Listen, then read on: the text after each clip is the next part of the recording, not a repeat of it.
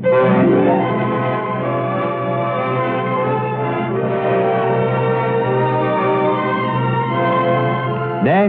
Mary Backstage, Noble Wife, the story of America's favorite family of the footlights and of their fight for security and happiness against the concrete heart of Broadway. Today we continue to enjoy the Mr. and Mrs. Broadway television show as Mary and Harry preside over the proceedings, interviewing guests and introducing different bits of talent. And as we join them, a new segment is about to begin as the orchestra strikes up the theme, and we hear... Well, let's see. Doc Rosengarten, why don't you strike up the theme?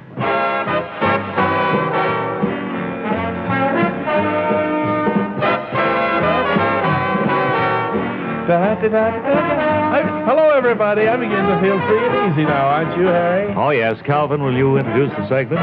No, it's 5:30 in the morning here in the big city of New York, and from coast to coast, from the Palisades on the west to the Hellgate Bridge on the east, it's Mr. and Mrs. Broadway, the Backstages, with today's guests, Henry Gladstone and his sophisticates, Pop Beloved, and yours truly, Calvin Hooverman. Now, here they are. Thank you, Calvin, and good morning again, everybody, and welcome to this segment of our show. And Mary, I think we're going to have the pleasure of talking to one of our oldest and dearest friends, and a fellow who stops the show, Westchester Furioso, every night. Well, he's a good friend of ours, so I'm sure he won't be stuck in one of those yes-no interviews. So let's give him a great big Mr. and Mrs. Broadway welcome, Pop Beloved. Wow, thank you very much. Sit down, Mary, Harry. Sit right over here on the settee, and I'll stay right here back of the roll-top desk. Hope you can all see me out there. I have to crane my neck around the desktop so the camera can pick me up. You know, this is my very first television appearance, and I'm a little bit nervous, I must admit. Did you have makeup? Huh? Did they put anything on your face? Oh, they just powdered it a little bit, yeah. Well, to get I have the a shine rather off. ruddy color anyway. You know. Yes, I know. You're a fine picture of robust health for a man of your... I don't know how many Alaskan summers you've withered through. Well, more than I can remember, Mary, but Yes. I've got many theatrical backstage experience to account for all those years. I think our viewers would like to know a little more about you, Pop. You know, you have been a stage doorman for many, many years, but aren't most stage doormen formerly old hoofers or old comedians or second bananas or something? I started out in Burlesque? Milwaukee, Wisconsin, in the old Winston Wheel. Is that a burlesque theater? Yes, it was. Yeah. We used to play in Scully Square in Boston. Oh, my, yes. And when they had it here in the old days, of course, Minsky's was the big place to play. Yes. And as the years went by, I retired from more and more performing and became a stage doorman. You know, I think our listeners would like to know more about you, Pop. Now, as we understand it... You just asked me that, Mary. You were an orphan. And did you ever marry or anything? Do you have any family? No, never married, Mary. I never met the right girl. Yes. Well... Miss Wright might be coming along for you any moment. You just have to wait. That's perfectly true. I think our fans would like to see you doing the dance that stops the show every night. Pop, would you do the dance that stops Westchester? Sure, I'd be glad to. Where do you want me to dance? Doc Rosengarten, have you got my music? Yes, sir. I'll hit it. Take it from the third bar.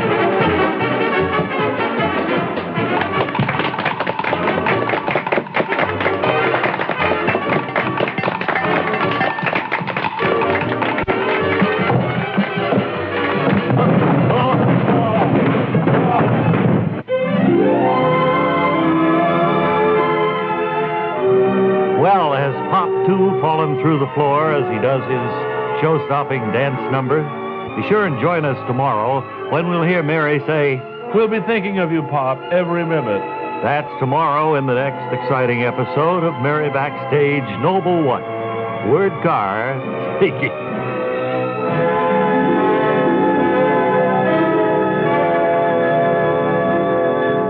We have a gentleman here at the microphone with us now who says that he is a very interesting person and has a very interesting occupation. What was your name again, sir? Sir? So we're on the air now.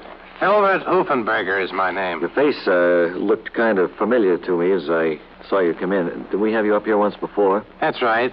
I was such a smash hit in my first appearance that your staff asked me to come back. I recall now, you're the song tester, fellows hired by music publishers to find out whether the lyrics to songs are true or not. That's right, and my work has taken me on some very interesting travels in the last few weeks. That's so? Yes, one of the local publishers was planning to put out a new recording of The Road to Mandalay, and this firm sent me over there to find out whether the Don really does come up like thunder out of China across the bay. Does it? Well, I'll tell you. I took a lot of amplifying equipment with me. Yeah. And even so, I couldn't hear a thing. The Don came up real quiet, huh? Not a peep out of it. So, of course, I had to reject the whole song. All right, now. The Life and Loves of Linda Lovely, written for radio by Carrington Love. Starring Marcia Van Alshot as Linda, Sherman L. Sturdley as David. Today we'll hear Linda say, "Hi there." It's late afternoon as Linda sits in her old rocking chair before a crackling fire at her small house in River's Mouth. She looks up at the sound of the clock. Oh, it's so hot. She looks up at the clock just in time to see Uncle Eugene and his cousin Earl coming in the front door. And David coming They are. through the clock. David, what are you doing up there? I was fixing the clock, Linda. Well, climb down, for goodness sake. I'll be right down. Here I am. Oh, David, it's so hot in here at this fire. What was the matter with the clock, Dave? Oh, nothing, Uncle Eugene. Will somebody run and open a window? Or was that Earl who said that? That was Earl. Oh, Wasn't it, Earl? Yes, it was, Eugene. Now, wait a minute. I thought I had this thing straightened out. I'll tell you what I'll do, Ray. I'll go upstairs. I'll I'm tell you Earl. what, let me straight. Uncle Earl, here's $50. Go down to the Bijou, and you stay here, Uncle Oh, Eugene. thanks very much, Uncle Ray. So long, Earl. Bye, Uncle Eugene. Bye, Earl. I'll be seeing you. Okay. Makes it pretty confusing, you know. Well, now there's just the four of us here. You, me, and Dave. I'm leaving. I'm Ray. I'm going back to the studio. Oh. I'm not in this. I'll stand around and answer any phones if you want. Linda, Could I get you anything to eat, you three people? I've been meaning to ask yes, you... Ray, would you please run out to the kitchen? Okay, Mary. Well, Linda or David? I've been meaning What do you to want? ask you for some time. What, my darling? Have you heard anything of the missing Edward Murchley? No, but Skipper called this morning. Where did he call from? Parkview? No, from the lawyer's office. Lawyer Tucker? Yes. What do they want, Linda? They're going to commit him. They're going to commit Skipper? Yes. I hate to interrupt this discussion, but I have to. Where did you get that beautiful necklace you're wearing at, Linda? I'm awfully glad you asked. It was sent by an anonymous sender. It's mighty pretty, and I'm sure all of your friends would be very happy to receive one. Only it's probably too expensive. Wait a minute. I'm only standing around, but you don't read your lines very well, Eugene, and it sounds very stilted. Can you read them more friendly-like? Read them as though you were just saying them. You know what I mean? Okay. I think that is a beautiful pendant necklace you are wearing around your neck. All right, now I'll take the script away. Now, how would you say that? I think that is a beautiful pendant necklace you're wearing around your neck. That's without a See, I script? changed the inflection when I just say it. Hey, you better read the script, then. It's better I'll that read it. way. I think that's a beautiful pendant necklace you're wearing Thank you. around your neck. Thank you. Do you see how it's By cut? George, you're not wearing it on your neck, are you? Look, there's something wrong here. Now, Uncle Eugene, as I make out, you're the thumb in the pudding here. I'm the fathead in this family. Certainly you are. Now, Linda... I haven't worked a day in 20 years. Linda is all right. David, you've been doing well. Thank you, Ray. But you, sir, and I'm pointing my finger at you, Eugene. Me? Yes. You are definitely, quote, nowhere, Well, unquote. maybe it's because I have a small cold today. Now, I had big ideas for this thing. I thought maybe we could sell the movie rights to Sam Goldwyn. I thought he might take them myself. Like, can't you just see the lives of Linda Lovely all over America? Greer Garson as Linda. I don't know. Walter Pigeon as David. I don't know. look something like I could play the Walter Pigeon part. Who would we put in those roles? I think Spring Byington. She'd make a good Linda. Spring would be grand. And, let me think who would make a good David. Well, we should be Louis able- Stone? He might, yeah. Yes. I think from now on, we should pattern ourselves after Spring Byington and Louis Stone. All right. Well, I think we should try and emulate those two people as much as we can. All right, see? We won't say any more. Well, I guess there's nothing more for me to do around here then, is there? No, not that I Today's think. program ended. It's all over? Yeah, I guess it is. Right. Well, I'll get out with just another word about that beautiful necklace you're wearing, Linda. It's wonderful, and I'm sure all your friends would like to get one like it. Well, maybe they'll be lucky enough to get Must one. be awful expensive, though. Will you leave, Uncle Eugene? You bore me. Bye, I'm going. I'm going out the back door. Bye. Bye. Oh, hello, Linda. I just came in the front door. I'm Earl, you know. Wait, hold up, steady. I'm Uncle Eugene's cousin Earl. I know who you are, but we don't want to talk to you. Mr. Wilson, could you have written a few more lines for me? I've just been standing here. Bob, you haven't had anything. No, I haven't, Ray. I've just been sitting over in the corner enjoying myself. Well, gee whiz, this is funny. It's your move, Bob. Oh, yeah. Okay. I don't know. Do we have any Yes, commercials? we have a Chesterfield. Well, that's where I shine, Ray. Is that all we have? Because this is my new commercial, you know. You mean we have one little commercial? One little 15-seconder. Well, no, you work your head to the bone, and look what happens. Well, I think this commercial saves the whole show myself. It's a nice commercial, and I understand it's selling. It is. It's going over the counters with a big bang. All right, well, let's listen to it.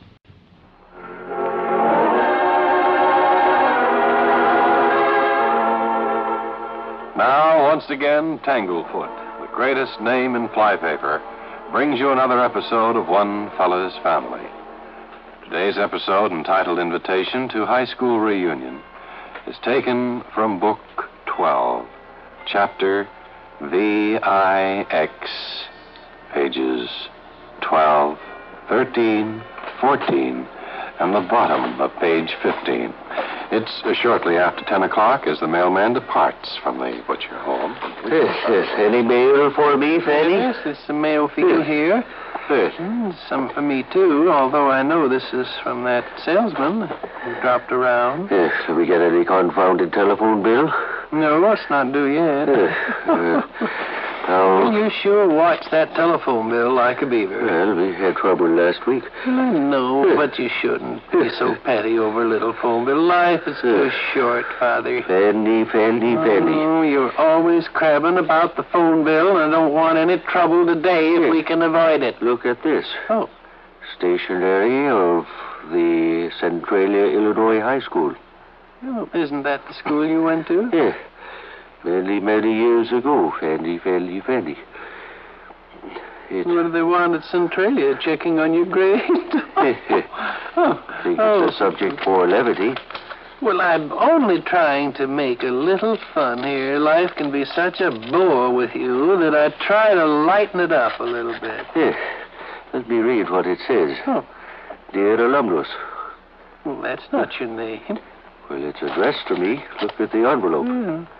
Well, maybe they put the wrong letter. Henry W. Butcher. But maybe they put the wrong letter in the envelope. I've heard of that happening so many times, where a fella writes two letters and has two envelopes and puts the wrong letter in the wrong... Nonsense. Sure.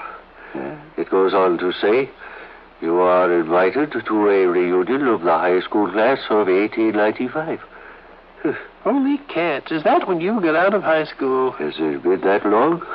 1895. I guess they did get the letter in the wrong envelope. Well, certainly. It was a class of 1890... Great Scott, Fanny. It was 1895. You graduated from high school in 1895. Where are they going to get together? Back there, I guess. Back in... What's that say, Birdland? That's where it is. They're going to be meeting at Birdland. Well, let's go. I dig that the most.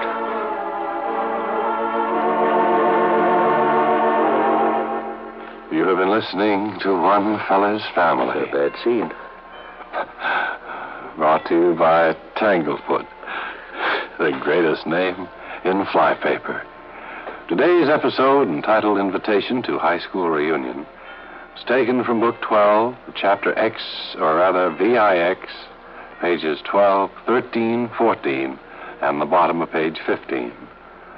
One Fella's Family is written and produced by T. Wilson Messy. This is a Messy production. Well, that was swell. That was Ken and Bill and Marie, the famous Tommy Dorsey arrangement.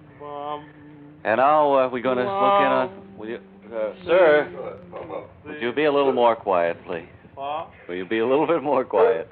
Don't mind you sitting here and enjoying the program, but... Yeah. It's time now for Jack Headstrong. Jack Headstrong. Jack Headstrong. Jack Headstrong. Jack Headstrong. Jack Headstrong. The All-American American. Jack, Billy, Uncle Jim, Charlie, Grace, George, and the 345th Field Artillery, and a strange guest are deep in the jungles of darkest Africa in search of Jack's #1 boy, Bogo, who disappeared from the little caravanserai some weeks ago. Yes, sirree. I like that word. Now, pulled up at a small clearing by a water hole, Jack turns to the members of the party and says, This is a water hole, man. Come over here.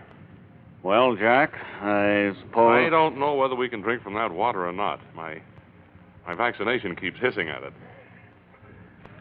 Jack, you think the water is safe? What's that? You think the water is safe, Jack? I don't believe so. Why don't you try some, Jack, and see? All right. Uncle Jim, I just remembered that you have no brains, and I That's shouldn't right. be You taking have your all the advice. brains. That's right. No, we won't touch that water, men. We'll drink from our canteen. But, Jack, I'm thirsty. Quiet, Billy. There's no time for that now. Quiet, Billy. Quiet, Uncle Jim. What are we going to do, Jack, after we have a drink from our canteen? Well, here we are in the middle of Africa, just in time to celebrate Christmas. So Right. I think we must, in some way, bring back the fond memories of Hudson High to us. Hey, Jack, who's that stranger coming up to you? How do you do, sir? I'm Bud Sturdley. I notice you're smoking a cigarette there. Wonder if you'd try this one? Now, let the smoke come out through your ears slowly, please. Now, which do you think is milder? The one that I gave you. Is that right? The Sturdley short for a hotter smoke? You've never seen me before, have you? Can you see me now? No, sir, I can't see Jack, I never saw this fellow before in my life. I haven't either, Billy, and there's no time. I haven't for it. either, Billy. Quiet, Keep quiet Uncle and let Jack make the plans here. Quiet, Uncle Jim. I'm making plans here. We must find Bogo. What are you making plans, Jack? Quiet, Uncle Jim. That was Billy that said Quiet, that. Uncle Jim. Quiet, Uncle Jim. Quiet, Billy. There's no time for that. Go ahead, Jack. We must somehow bring back the fond memories of white Christmases spent in Hudson. That's right, Jack. Even though we are here deep in the jungles of darkest Africa. Well, what's that? I say even though we are here and deep in the jungles of darkest Africa. Don't always keep repeating yourself, Uncle Jim. Billy? Oh, sorry. Billy, Yeah, Jack. I want you to decorate this man-eating tree here. And I'll stand back Jack, at those 20 leaves paces. snapped at me this morning. I don't want to get too close to that, you know? You go on and decorate the tree. Uncle Jim, you keep it covered. If the tree makes a false move, shoot it. Right, Jack. I'm not a very good shot, but I'll do my best. Oh, that kind of scares me. Uncle Jim. Quiet, Grace. You Quiet, do, Billy. Billy. And what are you going to be doing, Jack? I'm going to be sitting over here, thinking. All right. We'll be back as soon as we have the tree decorated. Good boy. A few hours later, the little company gets together again, and we can see signs of strain in Jack's eyes. The worry which he's been undergoing the past few weeks handling this little group is almost too much for even a man of his stature to bear. We hear him say, It's almost too much for a man of my stature to bear. Listen again next week when Jack Headstrong says, It's almost...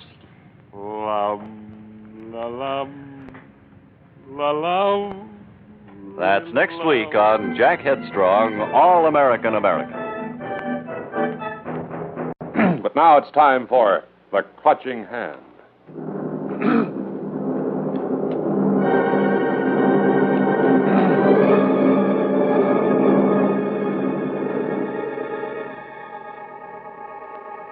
Calvert Sturdley, famous crook and thief and bad man, has put up here in Boston. He's now in his hotel room when there's a knock at the door. I believe I hear a knock at the door. I don't know whether that fellow's going to play that part or not. No, I don't believe he fits into it.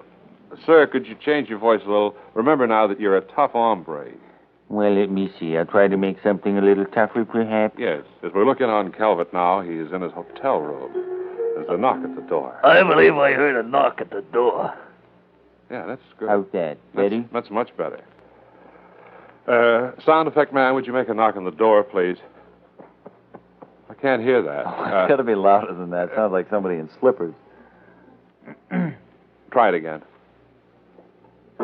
No, I can't hear that. It sounds like he's rapping gently on a Venetian blind. Wait a minute, Ray. No, that sounds like Ray. a drum. Ray, I have the solution. Why don't you knock on this door here? Oh, good. I believe I hear a knock on the door. Okay. I'll go and open it. Oh, no, Excuse wait me, just I a forgot. moment. You're just one person.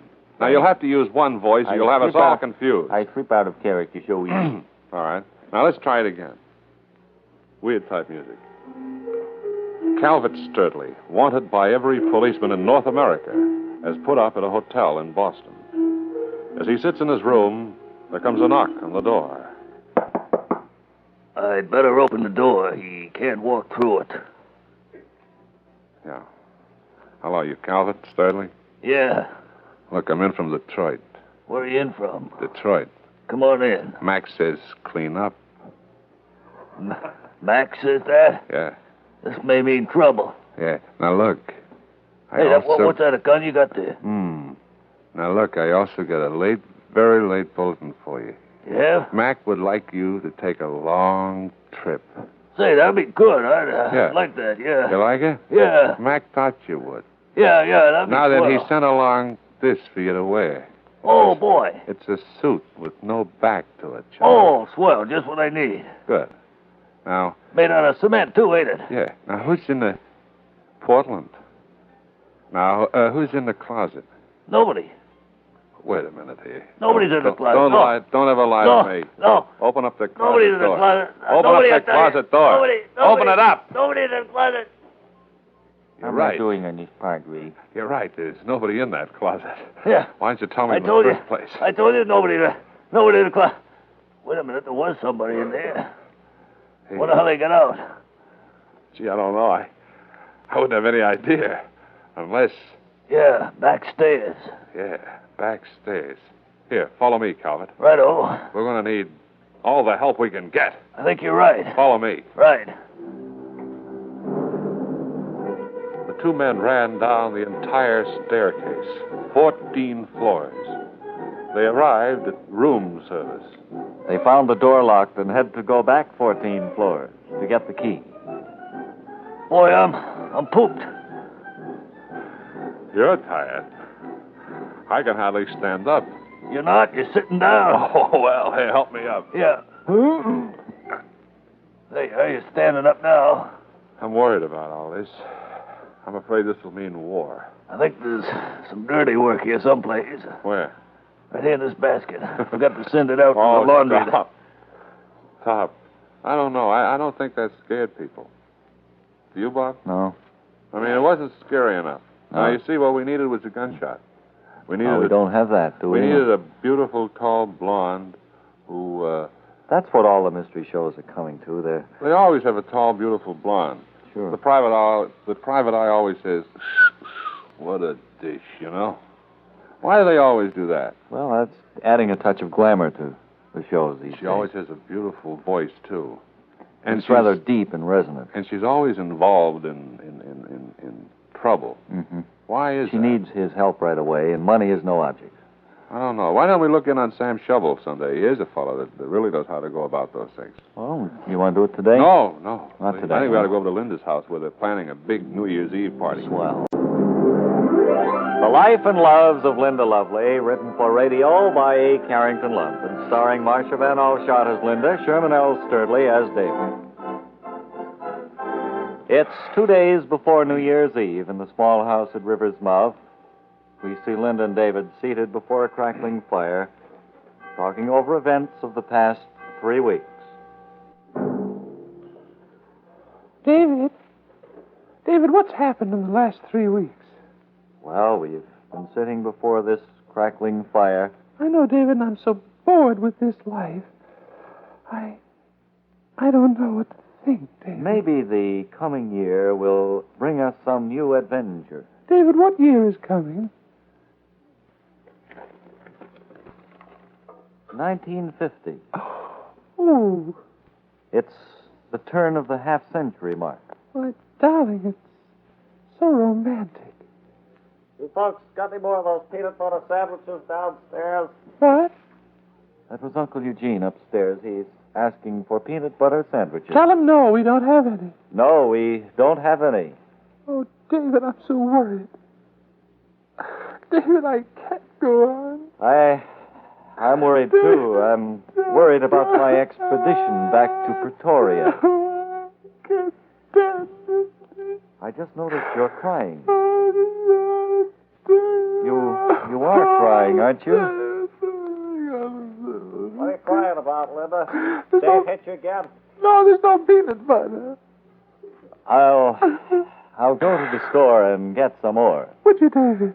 Of course. You're so strong. It's just a hop, skip, and a jump. Oh, my darling, kiss me. Here I am, back again. Oh, no, David. Got the peanut butter, Dave? Yes, we got some now. Did, Uncle Eugene. It will be ready in just a moment, as soon as I warm up the cocoa. Oh, David, I love you, my darling. I don't believe I want any cocoa. Why not, Uncle Eugene? Well, I just don't like it, that's all. Why? Just don't. Well, why don't you like cocoa, David? People write better lines for me. Well, don't you have any? Don't you like? I've got some of yesterday's cocoa up here if I want some. All right. I don't believe yesterday's cocoa will be any good, Uncle Eugene. Oh, stop talking to him, David. David, I'm worried about him. No, maybe it won't, Dave, come to think of it. David, I'm so worried about Uncle Eugene. I am slightly concerned over his well-being, too. What are you crying about, Linda? You. Me?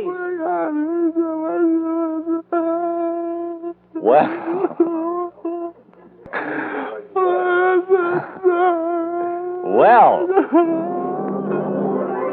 I'll be okay tomorrow, folks.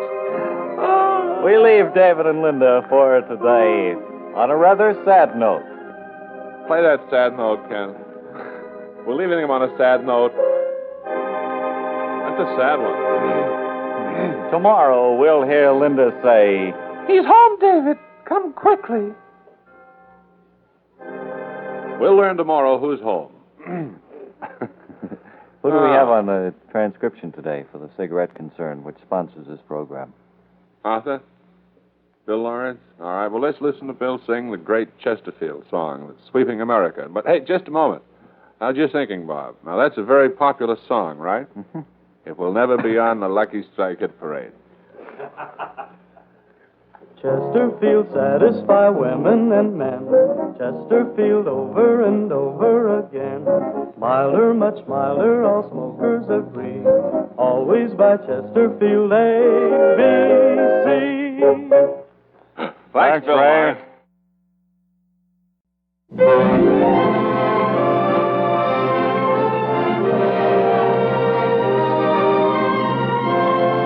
Next, Mary Backstage, Noble Wife, the story of America's favorite family of the Footlights and of their fight for security and happiness against the concrete heart of Broadway.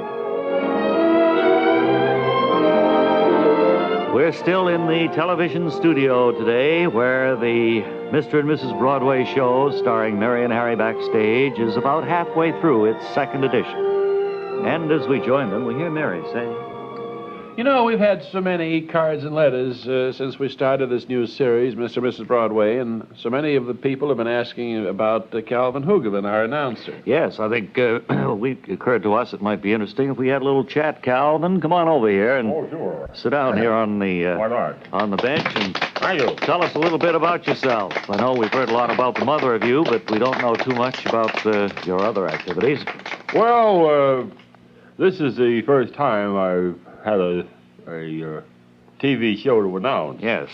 And it's been received very successfully by the people and by the sponsors. Well, we're certainly happy that we've been able to give you the chance. Incidentally, because of the effectiveness in the way I delivered their commercials. I just, you might be interested in this, signed a long-term contract.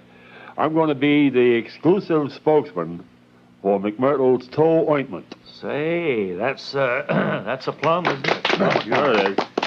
Well, I'm awfully glad to hear that, Calvin, and I'm going thank to us for having given you the exposure that got you that job. Now, to for move along. the Bible Belt, where the toe ointment is one of the big markets out there in the deep Midwest. Yes, right. And I've just started up a greeting card business. You know, Say, you're going into all sorts of things. Can't believe how many occasions come when you need a card. You know, congratulations, Sure. birthdays, of course, anniversaries, graduations. And, Sure. So we think that's a very lucrative field. You and your agent, I imagine.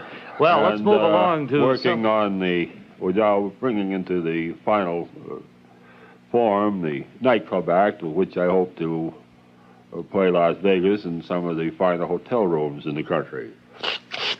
And I'm not so sure. I'm so happy that we've given you this. have you heard of the advertising firm I started up on Madison Avenue just the other day? No, I hadn't. Paul and I, we started an advertising company. Well, good luck. And Let's move along oddly enough, our first client is a firm of my own. It's a company that makes toys. So you see, I haven't been letting the grass grow between my toes. Calvin, I'd like to have a little talk with you after we get off the air today. I may have some interesting news for you. Oh, really? Really.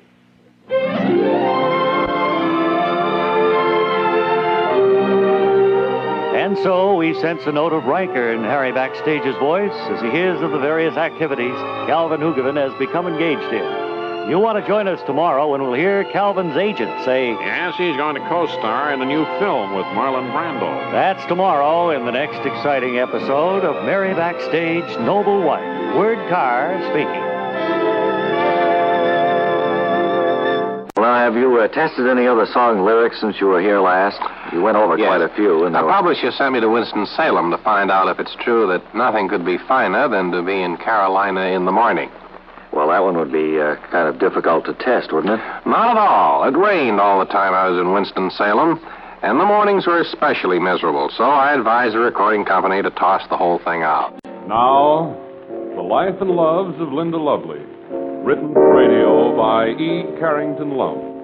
The story that proves a young, sophisticated debutante from a wealthy New York family cannot find romance in a dingy little mining town out west. David, Linda's fiancé, has been away too long, years, exploring darkest Africa, and only last week returned to Linda's side. He's not the same David he was 2 years ago. He's ill. He's broke. It's late afternoon now as we see Linda sitting before a crackling fire in her little house at River's Mouth. David, ill, broken, low in spirits, beside her speaks. Linda, I suppose you've noticed I'm home. Oh, yes, David. Back home after 2 long years, Exploring darkest Africa with your brave, bold... Say nothing of baggy. Band of bronze banditos. Linda. Yes, my darling. I'm broke, and so... Low in spirits. Yes, my dear. David, would you please pass me another yummy toasted marshmallow? Here you are. Whoops, it's hot. Careful, darling. You'll what, my love? I'll wrap it in a piece of Kleenex. Oh, David. Yes, Linda? David, you're home again. Yes. Back at last. From deep, dark, dank Africa. Yes. Ill, broken, low in spirits. Yes. David, you're home. Oh, Fanny. Was that the phone, David? I believe so. I'll pick it up and see. Hello? Yes, Cliff, how are you? Yes, I'm back from Africa. A bit ill. somewhat broken and quite low in spirits, but other than that, the same old David. The other phone, David. Just a moment, Cliff. Hello? Grace, we were just talking about you sitting here. Linda, I'll get this one. Hello, Cliff. Hello. Just a minute. Oh, Genevieve. If you'll hold on. Grace, will you hold on just a minute? Hello, Cliff. Cliff, hold it just a minute. Gracie is still there. Hang on just a minute. Hello? This is Hello, David. Genevieve. Charlie? Well, listen. Yes, I'm home, but I've got two other calls. Oh, how wonderful. It sounds grand. Hold on, Charlie. Yes. Linda, you've put more phones in since I went away. Hold on a minute, Genevieve. Hello? Cliff, wait just a moment, if you will. Somebody's at the Cliff. door. I'll go. Wait a minute, Genevieve. What's that, Charlie? I've got 2 or 3 more calls here. Yes? I'm the electric light lady, man. Oh, well, go right downstairs. Wait a minute, Cliff. Who is it, Linda? It's the electric company, David. Tell them we're out. Hello, Charlie. We're out. Don't go downstairs. Okay. What were you saying, Ed? Hello? Well, Genevieve, listen to me. I had more fun. Let's have a quiet little talk. Say, wasn't the party wonderful last night? Okay, George, be seeing you. Yeah. Okay. Well, hello, Bill. Wasn't it so yes, silly? I'm back from Dr. I thought I'd die laughing when Jim Farley drank ketchup out of Hopalong Cassidy's boot. Tell her about Turhan Bay. Oh, yes. And Turhan Bay came in without his turban. I thought I'd die. Well, look, Ned, He could have at least gotten a haircut. I'll have to see about that in the morning. Right now, I'm ill, broken, low in spirit. Yeah. Well, here is a surprising turn of events. David home, ill, broken, low in spirits. And now Linda, injured in her crash through the old rocking chair bequeathed to her as a bequest from her grandmother. Perhaps tomorrow we'll learn more of this engrossing story as the next chapter in the life and loves of Linda Lovely unfolds.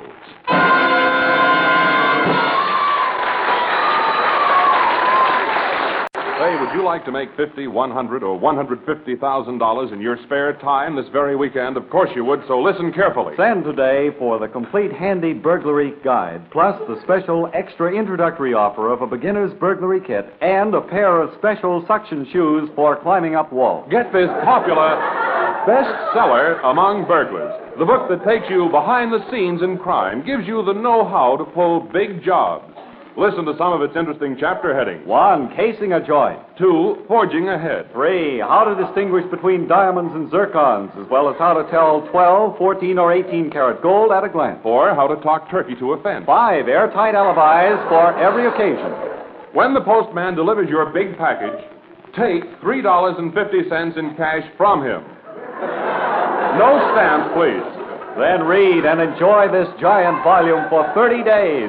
Use your beginner's burglary kit. Try on the special suction shoes. If at the end of 30 days you are not completely satisfied, if you do not agree that this is the most sensational offer ever made over the air, you are serving 6 to 12 years for petty larceny. Don't delay. Do it today. Right now, get your card or letter in the mail. Remember, your book, burglar's kit, and suction shoes will be sent in plain wrappers. Simply write your name and address on a penny postcard or in a letter, together with the word burglar, and mail to Thieves, WMGM, New York 22.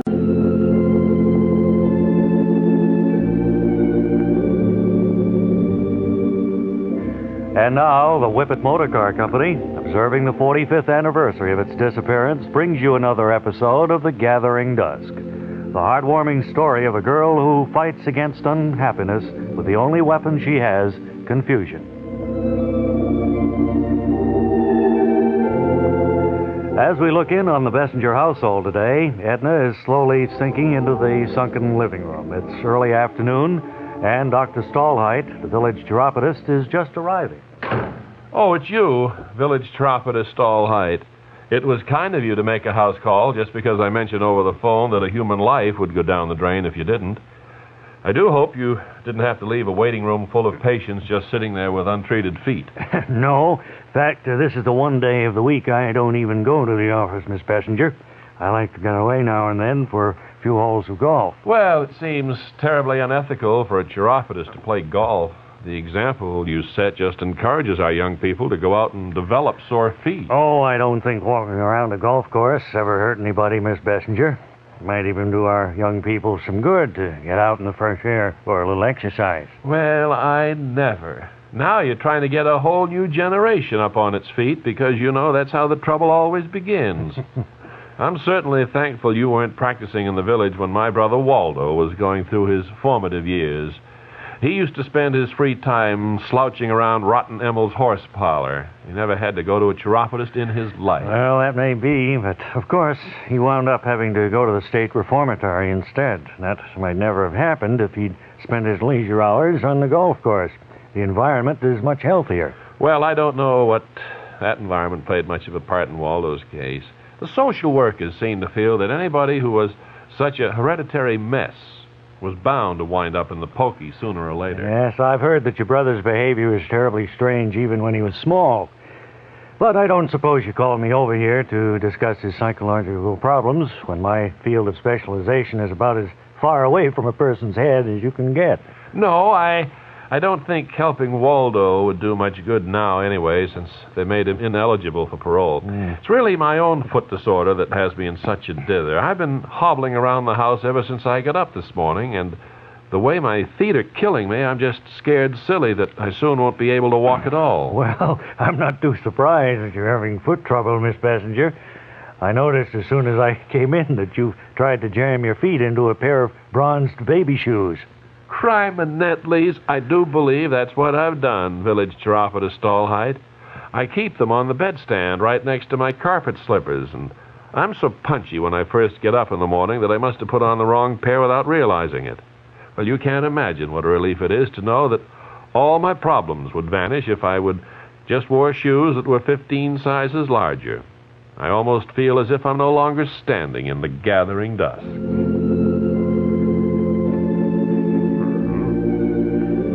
Well, can it be that Edna may at last walk through the doorway to happiness, assuming she does it in shoes that fit?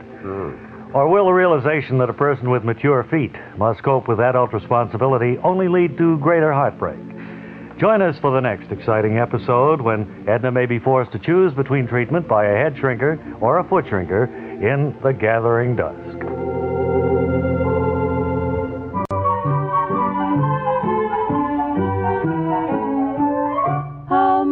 Is that doggy in the window? Welcome to the first installment of Wayside Doctor, the story of a philosophical but disbarred veterinarian who fell by the wayside because of bad personal habits. I don't know why you're knocking. There's no door. I lost it several years ago when I fell by the wayside. Now all I've got left are some minor philosophies. Are you Dr. Arden Clapper? Some might call me a doctor, others might not. If it pleases you to call me a doctor, why, you go ahead. Well, I notice you've got a shingle hanging out front. That shingle fell off the roof. If you'd looked closely, you'd have noticed there was no name on it. I've been meaning to pick it up. Someday I will. You mean you don't practice anymore? That's it. The State Board of Animals said I wasn't decent. Say, do you have a drink on you? No. Drats. But I do have a sick parakeet here that needs tending to. It's got me worried. Well, I don't do that sort of work anymore. But I do know of a good birdman in Newark. You can take your parakeet to him. I warn you, though, all he does is plastic surgery. I don't think there's time. One of these days you'll learn there's time for everything. A time for work, a time for play, and a time for meditation. You see that tree out there? Yes. Well, it's got roots. Something we all should have. You can't beat a tree for roots. When you think of all the trees and all the roots, maybe you begin to understand what's really important. Well, what's really important is that Harry, my parakeet, has stopped talking, and he seems terribly dispirited, too. I don't know what the trouble is. Mind you, I'm not saying I'll take the case, but was there anything he said that might have offended him? No, I'm very careful about that. Why, I treat that parakeet like he was my very own son. Maybe that's the trouble. What do you mean? Well, you can't treat a parakeet like he was a boy. For example, if your boy brought home a frog he found in the swamp, you'd chastise him. You can't do that to a parakeet. But my parakeet never found the frog in a swamp. Oh, I'd rather not bicker about it. You sure you don't have a drink on you? No, don't you have a sense of responsibility at all? No, I left it in the musty old halls of Verner's Veterinarian College.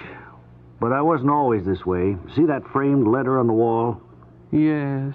Know what it is? A letter from my ex-wife telling me that I've fallen behind on my alimony payments, that I'd better pony up soon. Then you'll take the case? Well, it's either that or go to jail. Yes, I'll operate on Harry, your parakeet. Operate? Yes, there's no time to lose. Your parakeet is suffering from bird blight. Well, what's that? I don't know. There's a lot I've forgotten. Well, do you think an operation would be successful? How do I know?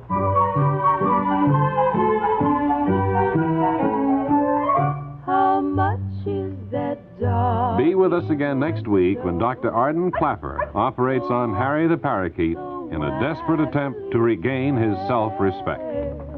How much is that dog in the window? Our subject for today is how to operate a jukebox. And here to lead the discussion is Mr. K. Bertram Gruber of the Teddy Tinker Coin Machine Company in, I can't seem to read my writing here. Is that Paragould, Arkansas? Muncie, Indiana. All right, fine.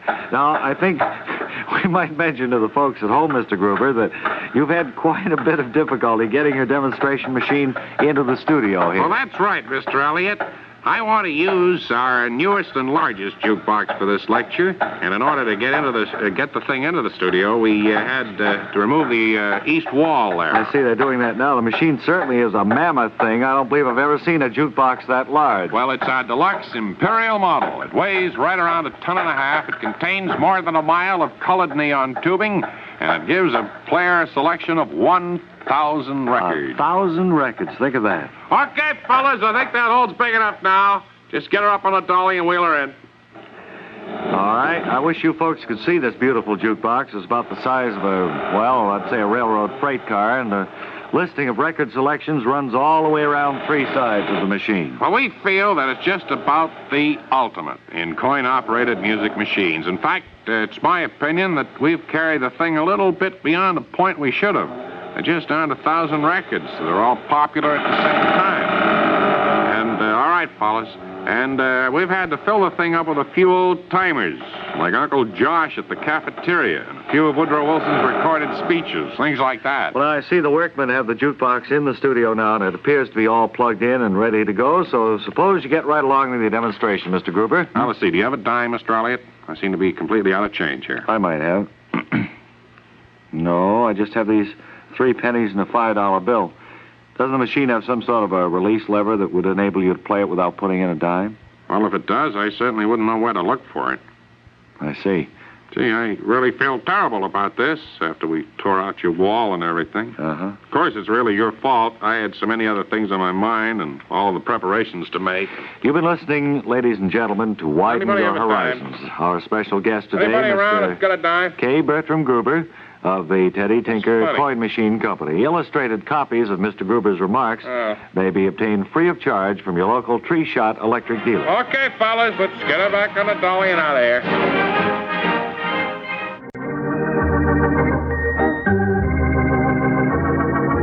And now it's time for Louis Reeves, Tree Surgeon, the story of a man who once had a practice near the Columbia River, but moved east when new opportunities beckoned.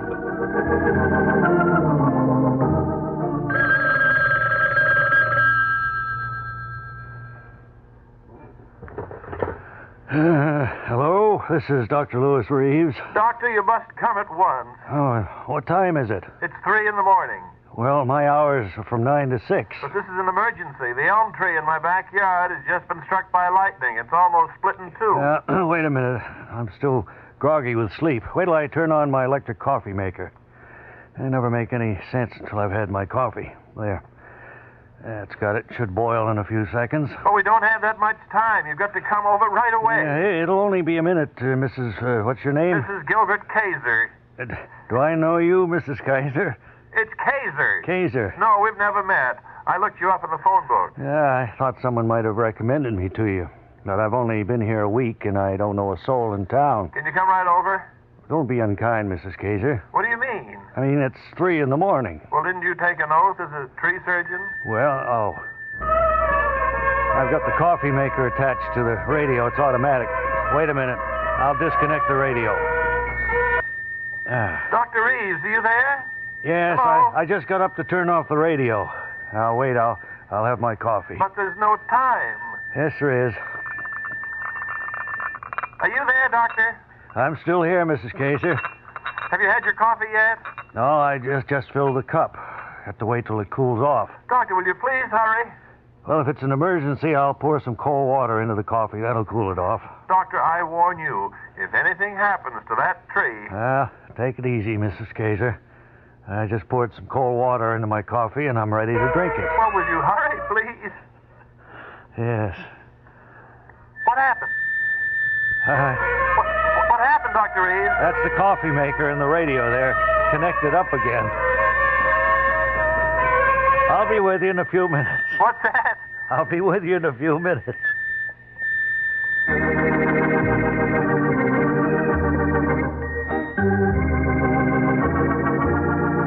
Well, it seems that Dr. Reeves has his hands full, along with the sound effects man, with Mrs. Kaiser. Is Dr. Reeves serious about having coffee? No. Or is he a man afraid of treating an elm tree?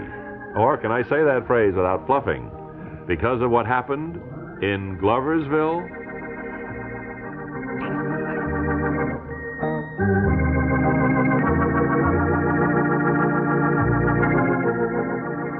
Here's an urgent reminder from the makers of Einbinder flypaper. Friends, you have only 3 more days to take advantage of Einbinder's big cash rebate offer, so don't miss this great chance to beat inflation.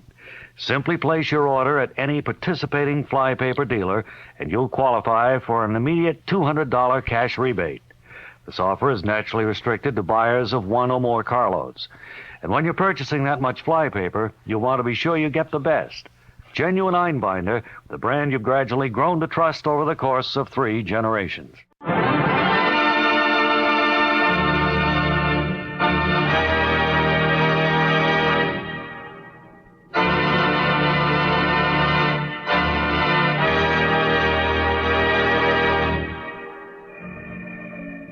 And now, Tanglefoot, the greatest name in flypaper, brings you another episode of One Fella's Family.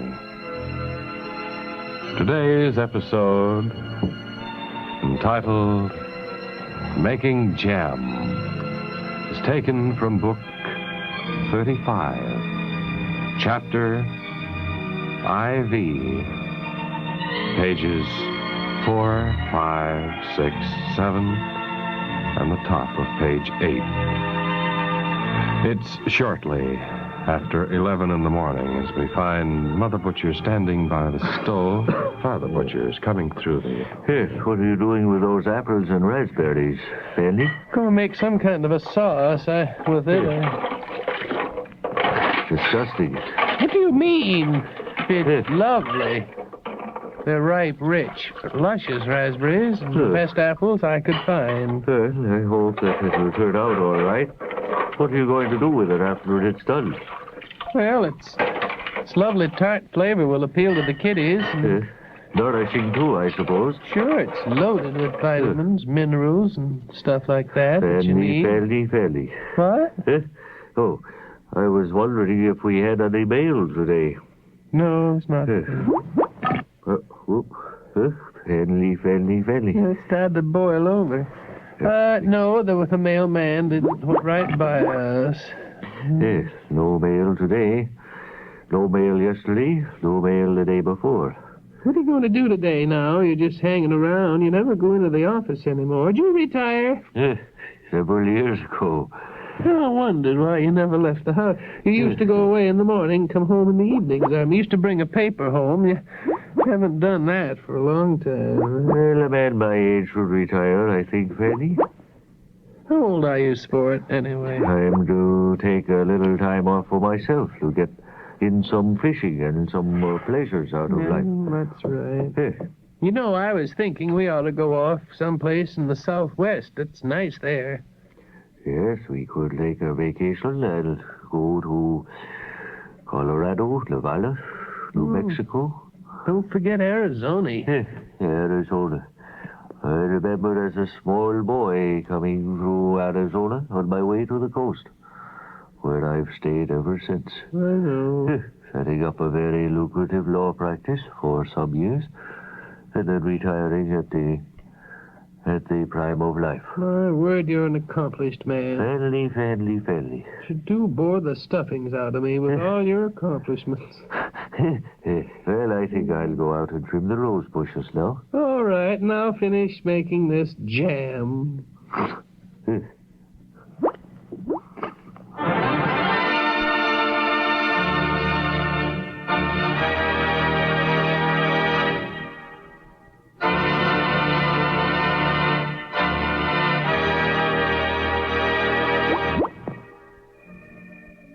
You have been listening Boy, what an episode. to One Feller's Family. Excuse me. Hello? No, you have the wrong number. You have been listening to One Feller's Family. Brought to you by Tanglefoot, the greatest name in flypaper. Today's episode, entitled Making Jam, is taken from Book 35, Chapter IV, pages 4, 5, 6, 7, and the top of page 8. One Fella's Family is written and produced by T. Wilson Messy. This is a Messy production.